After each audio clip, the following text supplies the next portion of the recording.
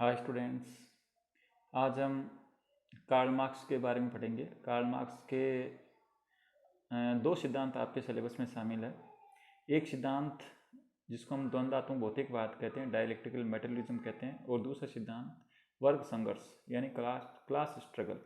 ये दो सिद्धांत आपके सिलेबस में शामिल है, तो हम दोनों को ही पढ़ेंगे। तो आज हम सबसे पहले द्वंद्वात्मक भौतिकवाद यानी डायलेक्ट्रिकल मेटेरियलिज्म इस सिद्धांत को समझने का प्रयास करते हैं। ये सिद्धांत मार्क्स की जो दो पुस्तकें हैं उनमें इस सिद्धांत का उल्लेख मिलता है। उनकी एक पुस्तक जर्मन आइडियोलॉजी और दूसरी द पॉवर्टी ऑफ फिलोसॉफी, ये दो पुस्तकें हैं। इन दोनों में द्वंद्वात्मक भौतिकवाद का उल्लेख मिलता है। इनमें से एक पुस्तक जर्मन आइडियोलॉजी, ये मार्क्स ने एंजल्स के साथ, जो उनका एक दोस्त था एंजल्स, उनके साथ मिलकर लिखी थी। और इस प्रकार हमें इन दोनों पुस्तकों के नाम याद रखने, एक जर्मन आइडियोलॉजी और दूसरी द पॉवर्टी ऑफ फिलोसॉफी। अब हम आगे बढ़ते हैं। द्वंद्वात्मक भौतिकवाद जो सिद्धांत है, इसमें एक द्वंद्व शब्द आ रहा है, और ये द्वंद्व शब्द मार्क्स ने एक्चुअल में हीगल के दर्शन से लिया था। हीगल एक दार्शनिक विचारक थे और उन्होंने द्वंद्ववाद का सिद्धांत दर्शन शास्त्र में दिया था। और उस सिद्धांत में हीगल ने ये बताया था कि हमारे अंदर विचारों में द्वंद्व पाया जाता है। हमारे जो विचार होते हैं वो कभी भी एकदम परफेक्ट नहीं होते हैं, एकदम सर्वश्रेष्ठ नहीं होते हैं, वरन उनमें कोई ना कोई कमी पाई जाती है। और जब भी हमारे दिमाग में कोई विचार होता है, चाहे वो किसी भी वस्तु के बारे में हो, किसी भी बाह्य घटना के बारे में हो, हमारे विचारों में हमारे मस्तिष्क में जो भी विचार पाए थे उनका एक विरोधी विचार विद्यमान होता है। इस मस्तिष्क में विद्यमान विचार और विरोधी विचार के मध्य हमेशा एक द्वंद्व चलता है, और इस द्वंद्व के कारण हमारे दिमाग में विचारों की श्रेष्ठता आती है, यानी विचारों में श्रेष्ठता आती है। तो इस प्रकार हीगल ने वैचारिक स्तर पर द्वंद्व को प्रस्तुत किया था, लेकिन मार्क्स ने उनके इस विचार को पूर्ण रूप में एक्सेप्ट नहीं किया। मार्क्स ने कहा द्वंद्व तो होता है, लेकिन वह विचारों में नहीं होता। उनका यह मानना था कि द्वंद्व वास्तव में भौतिक वस्तुओं में होता है। तो इस प्रकार मार्क्स ने जब भौतिक वस्तुओं पर जोर दिया और द्वंद्ववाद को उसके साथ जोड़ा, तो उनका सिद्धांत द्वंद्वात्मक भौतिकवाद पड़ गया। मार्क्स का मत था कि दुनिया भौतिक वस्तुओं पर टिकी हुई है, खास तौर से उत्पादन के साधनों पर। उत्पादन के साधन भौतिक वस्तुओं में शामिल है, और भौतिक वस्तुओं को मार्क्स ने मैटर कहा है। तो मार्क्स का ये मत है कि समस्त दुनिया और सामाजिक जीवन सब भौतिक वस्तुओं पर और ख़ास तौर से उत्पादन के साधनों पर टिका हुआ है, क्योंकि अगर उत्पादन के साधन नहीं होंगे तो सामाजिक जीवन और व्यक्तिगत जीवन समाप्त हो जाएगा। तो मार्क्स ने हीगल के मत के विपरीत जाकर के उन्होंने मैटर यानी भौतिक वस्तुओं और उत्पादन के साधनों, इनको महत्व दिया। और मार्क्स ने बताया कि ये उत्पादन के साधन या मैटर या पदार्थ, ये अपने आप में परफेक्ट नहीं होता है, ये सर्वश्रेष्ठ स्वरूप में नहीं होते हैं, इनमें कुछ ना कुछ कमी होती है, और इस कमी के कारण इनका एक विरोधी स्वरूप अस्तित्व में आता है, और इस विरोधी स्वरूप के कारण इनके अंदर बदलाव आता है, ये प्रगति करते हैं। अगर हम सामान्य तौर पर देखें तो द्वंद्व का अर्थ तर्क वितर्क या विरोधाभास है।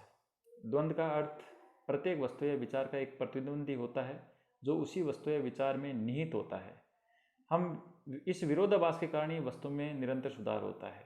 मार्क्स का मत है कि जगत का आधार पदार्थ है, न कि विचार। यहाँ पदार्थ का मतलब भौतिक जड़ जगत से है, और अर्थात वे समस्त वस्तुएं जिनका हम जीने के लिए प्रयोग करते हैं वे सब भौतिक जड़ जगत में आती है। ये समस्त वस्तुएं जो हमारे पास हैं, उदाहरण के लिए मकान, बर्तन, उपकरण, टीवी, मोबाइल इत्यादि भौतिक पदार्थ, वे सभी हमारे जीवन के आधार हैं, उन्हें मैटर में शामिल किया गया है। इन सब के अलावा उत्पादन के साधन भी महत्वपूर्ण हैं जो मैटर में शामिल है, और वह सब जगत के आधार हैं। अब इस प्रकार ये एक द्वंद्वात्मक भौतिकवाद की सामान्य समझ है। उसके बाद आगे बढ़ते हैं। द्वंद्वात्मक भौतिकवाद की कुछ खास बातें जिन पे द्वंद्वात्मक भौतिकवाद जिनको मान के चलता है, जैसे वस्तुएं परिवर्तनशील है। द्वंद्वात्मक भौतिकवाद की मान्यता है कि सब वस्तुएं बदलती रहती है। नंबर 2, यानी पदार्थ अर्थात मैटर समाज का आधार है। जैसे कि हमने पहले भी कहा, बिना मैटर या बिना पदार्थ के समाज चल नहीं सकता। पदार्थ में अंतर्विरोध विद्यमान है, जिसके कारण उसमें द्वंद्व होता है। विकास गुणात्मक होता है, अर्थात जो भी डेवलपमेंट होता है वह क्वालिटेटिव होता है, बाद में क्वांटिटेटिव बनता है, माफ कीजिए क्वालिटेटिव होता है, अंतिम तौर पे क्वालिटेटिव होता है, यानी गुणात्मक होता है। विकास संघर्ष के माध्यम से आगे बढ़ता है, कोई भी विकास बिना संघर्ष के आगे नहीं बढ़ता। ये हम सब जानते हैं कि मार्क्स की प्रमुख धारणा है। मार्क्स का द्वंद्वात्मक भौतिकवाद खासतौर से उत्पादन के साधनों में परिवर्तन की व्याख्या करता है, जैसे कि हमने पहले ही पढ़ा था। तो ये सब चीज़ें द्वंद्वात्मक भौतिकवाद की कुछ खास बातें हैं जिनको वो लेकर आगे बढ़ता है और उन्हीं के आधार पर अपने पूरे सिद्धांत की रचना करता है। मार्क्स का मत है कि इन सभी वस्तुओं में किसी न किसी प्रकार का द्वंद्व चलता रहता है। समस्त वस्तुओं में द्वंद्व चलता रहता है, जिसके कारण इन वस्तुओं का विकास होता है। जब ये विकसित रूप में सामने आती है तो ये अधिक उपयोगी और प्रभावशाली हो जाती है। मार्क्स ने प्रत्येक वस्तु को वाद कहा और उसमें विद्यमान उसके विरोध को प्रतिवाद कहा, और वाद और प्रतिवाद के मिलने से जो नवीन स्वरूप सामने आता है वस्तु का या उत्पादन के साधनों का, उसे संवाद कहा, यानी सिंथेसिस कहा।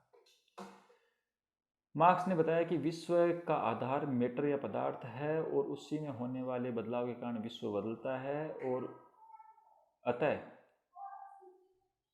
उनका ये सिद्धांत सामाजिक परिवर्तन की व्याख्या करता है, क्योंकि मैटर के बदलने से समाज भी बदलता है। अब चलिए हम बात करते हैं द्वंद्वात्मक भौतिकवाद की मूल मान्यताएं। ये क्या मान के चलता है? उनका ये मानना है कि जो परस्पर विरोध होते हैं उनमें एकता होती है, यानी विरोध इस तरह का नहीं होता कि वस्तुओं को खंडित करते, यानी कोई भी वस्तु है, कोई भी उत्पादन का साधन है, उनमें उसका एक विरोधी पाया जाता है, लेकिन वो विरोधी आपस में वस्तुओं को खंडित नहीं करते हैं, बल्कि वो उनमें एक एकता पाई जाती है, वो श्रेष्ठ वस्तु का निर्माण करते हैं। नंबर 2, जो परिमाणात्मक परिवर्तन होते हैं वो आगे जाके गुणात्मक परिवर्तन में बदलते हैं। नंबर 3, तीसरा जो नियम है वो निषेध का नियम, अर्थात इनका ये मानना है, इनके सिद्धांत की मूल मान्यता है, अगर ये इस निषेध को नियम को स्वीकार नहीं करते तो सिद्धांत आगे नहीं बढ़ता है। यहाँ निषेध का नियम का मतलब ये है कि कोई भी वस्तु अपने आप में श्रेष्ठ नहीं है, अतः उसका आगे चल के निषेध होता है, उसका विरोधी उसका निषेध करता है। लेकिन जो विरोधी के निषेध के फलस्वरूप जो श्रेष्ठ वस्तु निकल के आती है वो भी अपने आप में परफेक्ट नहीं है, उसका भी आगे निषेध होता है। इस प्रकार हर वस्तु का निषेध होता है और फिर निषेध के भी आगे जाके उसका भी निषेध हो जाता है। तो इस प्रकार निषेध का नियम उनके सिद्धांत का एक महत्वपूर्ण सिद्धांत है। और अंतिम जो इनकी मान्यताएं हैं वो है गतिशीलता का नियम, यानी हर वस्तु परिवर्तनशील है, संसार परिवर्तनशील है, और इस परिवर्तनशीलता की व्याख्या निषेध का नियम के आधार पर करता है, परिमाणात्मक परिवर्तन के आधार पर करते हैं, और परस्पर विरोध में एकता के आधार पर करते हैं। तो इस प्रकार ये द्वंद्वात्मक भौतिकवाद की महत्वपूर्ण मान्यताएं हैं। तो अब इस अंतिम जो है पॉइंट उसमें हम पढ़ते हैं इसका महत्व क्या है। ये सिद्धांत एक्चुअल में पूंजीवादी समाज के नाश को अपने सिद्धांत का मूल बिंदु मानते हैं, अतः ये मार्क्स सिद्ध करते हैं अपने सिद्धांत में कि अंतिम रूप से पूंजीवाद नष्ट हो ही जाएगा। तो ये एक सिद्धांत का एक महत्व है। ये सिद्धांत ये स्थापित करना चाहता है कि एक दिन पूंजीवादी व्यवस्था समाप्त होगी और समाजवादी व्यवस्था स्थापित होगी। ये सिद्धांत हमें न केवल परिवर्तन के विभिन्न स्तरों के बारे में बताता है, बल्कि उनके कारणों की भी व्याख्या करता है कि परिवर्तन क्यों होते हैं। ये सिद्धांत इसलिए भी महत्वपूर्ण है कि ये जनता की मूल समस्या यानी असमानता, शोषण, इन सब का समाधान प्रस्तुत करता है, इसलिए ये सिद्धांत महत्वपूर्ण है। इस प्रकार ये द्वंद्वात्मक भौतिकवाद की कुछ मूलभूत बातें हैं। हमने जो आज जो टॉपिक पढ़े हैं द्वंद्वात्मक भौतिकवाद के बारे में, उनको लिखते समय आप ध्यान रखना कि आपको 4 बातें मैंने बताई है। नंबर 1, द्वंद्वात्मक भौतिकवाद कौन सी पुस्तकों में लिखा गया है, मार्क्स की कौन सी पुस्तकों में दिया हुआ है। नंबर 2, इसकी कुछ खास विशेष बातें। नंबर 3, इसकी मूल मान्यताएं। और नंबर 4, इसका महत्व। ये 4 पॉइंट अगर आप द्वंद्वात्मक भौतिकवाद के बारे में लिखते हैं तो ये आपका उत्तर परफेक्ट है, पूर्ण है। और इसको समझने के लिए इसको 2-3 बार देखना पड़ेगा वीडियो को, और कुछ जो क्वेश्चंस हैं, क्विज दी गई है, उसको भी आप सोल्व कीजिएगा, तो ये थोड़ा सा समझ में आएगा, बार बार देखने पर समझ में आ जाएगा। तो आज हमने इस द्वंद्वात्मक भौतिकवाद के बारे में पढ़ा। फिर भी अगर कुछ दिक्कत है हम दोबारा चर्चा करेंगे इस टॉपिक पर, लेकिन एक बार आप इसके संबंधित जो नोट्स मैंने भेजे हैं उन नोट्स को आप देखिए और समझने की कोशिश कीजिए, निश्चित रूप से आप समझ जाएंगे। और कुछ कुछ क्वेश्चंस इसके बारे में मैंने दिए हैं, व्हाट्सएप पे भेजे हैं, उनको आप थोड़ा सा उनको लिखने का प्रयास कीजिए। आपके आंसर 200-250 वर्ड से ज़्यादा का नहीं होना चाहिए, क्योंकि बीए में 250-200 वर्ड से अधिक के क्वेश्चन आंसर आपको नहीं लिखने होते हैं। तो आप थोड़ा लिख के प्रैक्टिस कीजिए। 3 क्वेश्चन मैंने दिए हैं इसके बारे में, और 5 question optional type, objective type दिए हैं, तो उनको भी आप सोल्व कीजिए। और आगे चलकर हम दोबारा इस टॉपिक को 1-2 दिन में रिवाइज़ करेंगे। तो मुझे उम्मीद है कि आप लोग कंसंट्रेट होकर के अपना काम कर रहे होंगे। तो आपने इस वीडियो को देखा, इसके लिए बहुत बहुत धन्यवाद। Thank you.